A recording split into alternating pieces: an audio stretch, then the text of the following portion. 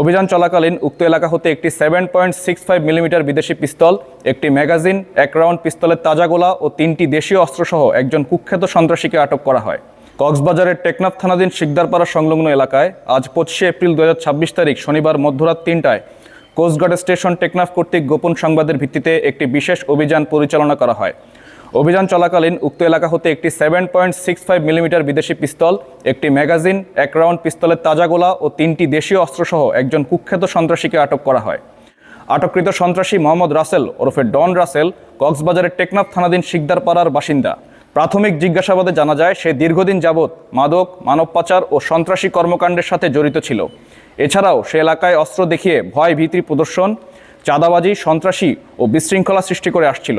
তার বিরুদ্ধে মানব পাচার, মাদক ও অস্ত্রের মোট 8টি মামলা রয়েছে। উল্লেখ্য, তাকে ইতোপূর্বেও বেশ কয়েকবার টেকনাফ থানা পুলিশ কর্তৃক বিপুল পরিমাণ ইয়াবাসহ আটক করা হয়েছিল। জব্দকৃত অস্ত্র ও আটককৃত আসামির বিরুদ্ধে পরবর্তী আইনানুগ ব্যবস্থা গ্রহণের কার্যক্রম প্রক্রিয়াধীন রয়েছে। দেশের আইন শৃঙ্খলা পরিস্থিতি স্থিতিশীল রাখতে কোস্টগার্ড ভবিষ্যতেও এ ধরনের অভিযান অব্যাহত রাখবে।